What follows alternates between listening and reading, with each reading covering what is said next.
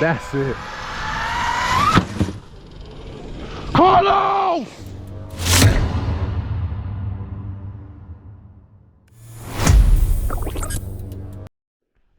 Alright, y'all. It's built by Rob RC. Share this RC content. Hit that like button. Subscribe to the channel. Become a member if you're not a member. And stay tuned for more content coming from me almost daily, okay? If you watch my long form videos, keep watching those. And I drop shorts. Keep watching those as well. Okay? We're on the bench today with the Losi DB. Stripped down, no electronics in it. Had the Max 4 with the 560 in there. But it's out, and I'm going with the 680 and the Cobra 5 Ace. All right, beast of a setup in my Creighton, so I'm gonna slap that in here and see how it works. Just want to get it in. I just like to be able to check the logs and check data and stuff like that. The Max 4 lacks in that, so just gonna go with the Cobra Ace and go with the 680. There's nothing wrong with this Max 4. It's a great ESC, but it is a little outdated, so why not upgrade and get it running right, okay? Got them stripped down. I got the kid ski on the back, which acts as a wheelie bar. I know it looks silly, but it works amazing, like you won't believe. So shout out to Big Mike for hooking me up with that. Also, you guys know I run the Achilles, Hyperflow fans, everywhere, the straps, the fan system. Shout out to my boy Dylan for keeping us laced up with that. I appreciate him. I hit him up and get the new setup for my new Cobra Ace as well. But yep, we got them stripped down. We're gonna treat the shocks, getting ready to catch some more speed runs. The snow is kind of is dissipating out here, so why not get back out there and get some more winter runs in for y'all. All right, a couple things to talk about while I was while I'm sitting here on the bench and going over this Losi, okay? And one thing I want to talk about was, all right, your diffs. All right, everybody do their diffs different, all right? And what I mean about diffs, I mean shimming their diffs. All right, let's talk about shims while we're here. All right, shims, to me, in my opinion, is a tool. It's not a necessity for your RC differentials, okay? Again, don't kill me, it's just my opinion, is a tool, not a necessity. Why? Let's talk about it, okay? Let's just say, and right here, I got this Armor Creighton diff out right here. I got the ring, and obviously you guys know it's a ring and pinion setup, all right? So if your ring and pinion mesh is okay when you set this up, and you can see in here, I don't know if you can see in here too good, but this mesh is really, really good. All right, it's not too tight, not too loose. All right, I kind of just jammed this in here so you guys can see. It's not spinning too free, but you guys know the whole point of this is if you have too much play in your ring and pinion, you might want to use a shim. But people put this together and they hear that natural mesh sound, like it's just like a pinion in a spur gear. All right, when you do your mesh on your pinion and spur, you're not supposed to have it too tight together. All right, it's supposed to have a nice little gap in between. Some people use the old school paper technique where they slide a piece of paper in there, jam the the spur and the pinion together, and lock it down. You pull the paper out, you have a perfect mesh. It's the same kind of idea with this. If you want to have a little bit of play with the rig of your pinion gear, all right? Not too much. A lot of people overthink it. They come out, I say they see they get an RC, they get it fresh out the box. Oh, I took it out the box, ran it, shimmed the diffs, everything. Now I'm having drivetrain problems, blowing bearings, it's jammed up, it's binded up. Why? Because, like I said, in my opinion, a shim is a tool, not a necessity. So let's see why I use it for a tool, all right? Let's just say we got these armor diff cases, plastic diff cases, all right?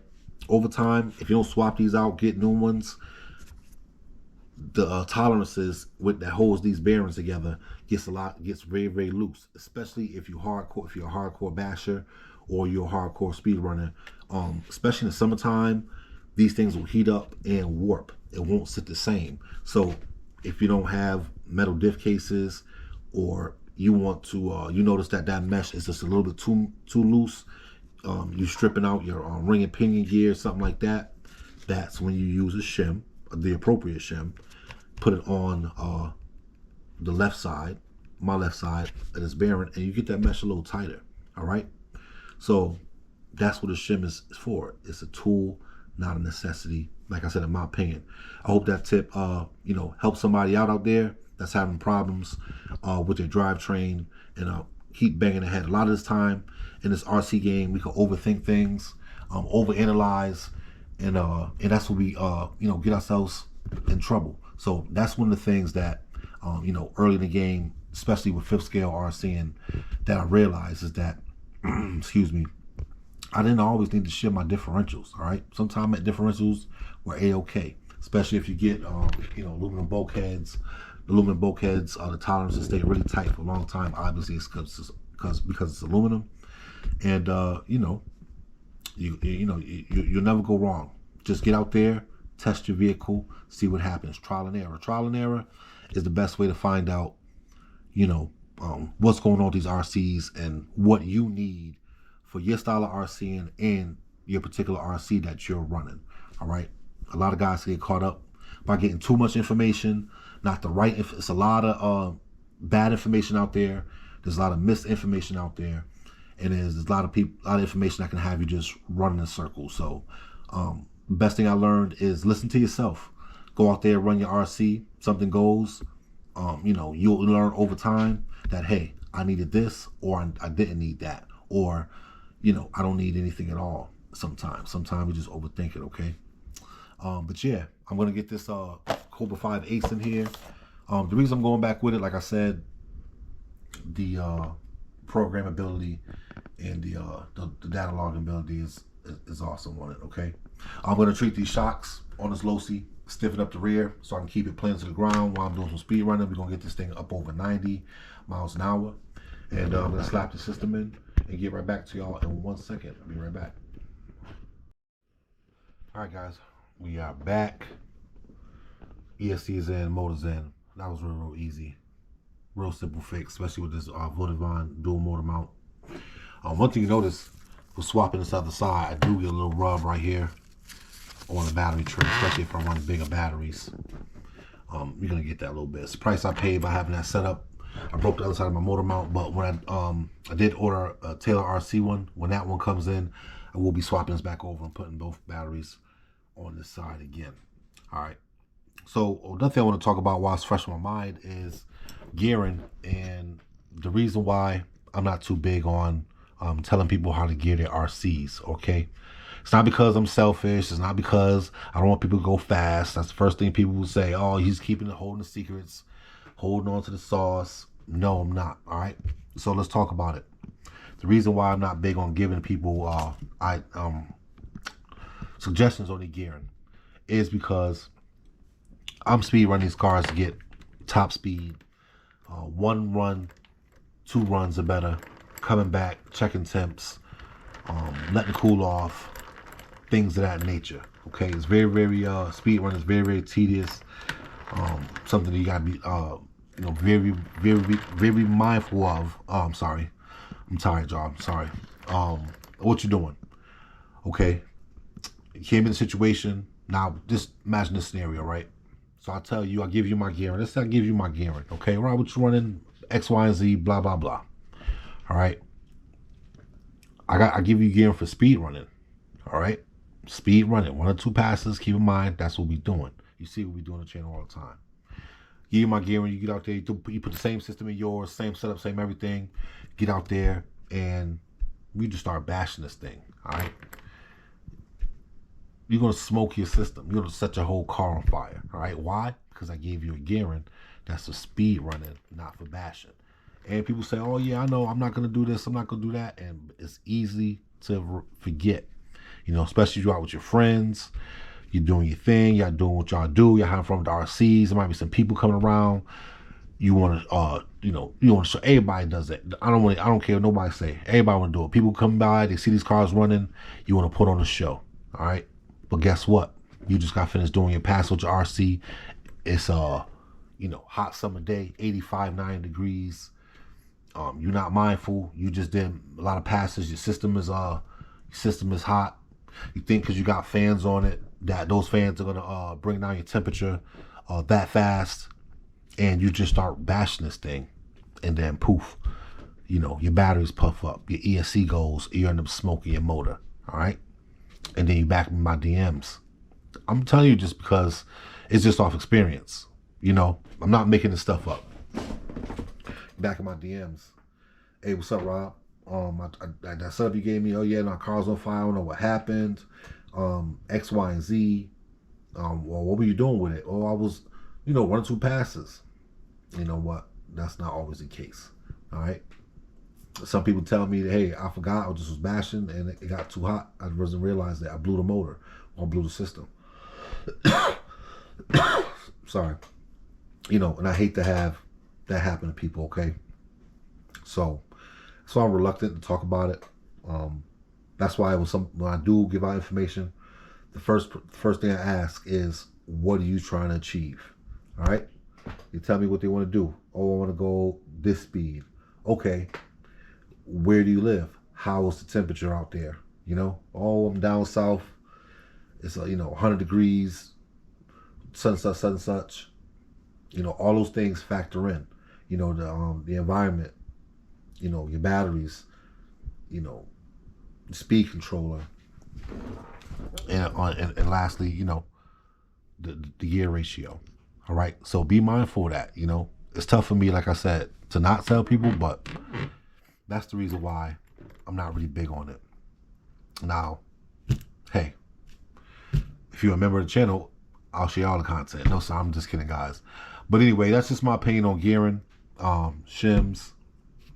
I'm gonna get this thing in fully. I'll put the pinion on, Loctite that up, and I'm gonna plug the computer up and set this ESC up. We'll be right back. All right, y'all. We got this ESC plugged in. Laptop is out. First thing I want to do when I plug up this ESC is I've already practically done it, but is update the firmware. See if they have any updates in this area. Click right here down on software and hit update, and it should give you the newest version. That should help you with any bugs, any wrinkles with the ESC that the company makes adjustment to, and you want to have that brand new version. Next thing for me, I go up to the power, and the start power comes in on 10, but I always turn mine to 0. Just to get that sensitivity, that crawl off the line. It's easier on the electronics. Not so abrupt, not so harsh on the ESC. All right. Next thing I want to do is go to, where is it? Braking. My braking amount was at 50. Let me see. We'll leave it for here for now. And if we'd have to, we could do it on a controller as well. All right. So yeah, Cobra 5 Ace. She's gonna be ready to go, at least for my liking. I turned the motor timing up a little bit. No, so it's at 10 now. All right, just keep it there. We won't mess with that yet. We'll get a first run on this with this gearing, pull some logs, and then we'll go from there. Let's go over here in the corner, press update, and update that ESC. All right, and we are done. Tomorrow morning, if the weather's good enough, I'll get out, I'll run it, get a couple speed runs. Won't be for top speeds. The ground is pretty frozen. It's pretty hard, so traction is not ideal, but we still should be able to get up in the high 80s, you know, with this setup and as geared. Well, maybe, because I got a little under gear right now, but we'll see. All right, man, I hope this video helped some of you guys out here with the Ghost RC Castle ESC Ghost 5 Ace and 680 kV motor. Oh, also before I go, you can't go without this. All right, it took me a long time to finally get one, but I finally found a clear body, and I gave Carlos a makeover. All right, fresh, clean body. It literally took 4 years for this body to get here from France. No, I'm just kidding. It didn't take 4 years, but it took a long time. It took a long time to get here. Now you got Carlos Cheeto on the bottom. All right, he is back, y'all, ready to go. All I gotta do now is find a new body cage, because I still got a couple brakes on here. But as you guys know, the Losi is discontinued. They got, I guess, they sold, well, I'm just assuming, this is my opinion, they sold the rights to a Chinese company, because the Chinese company has one out and it's the same exact thing.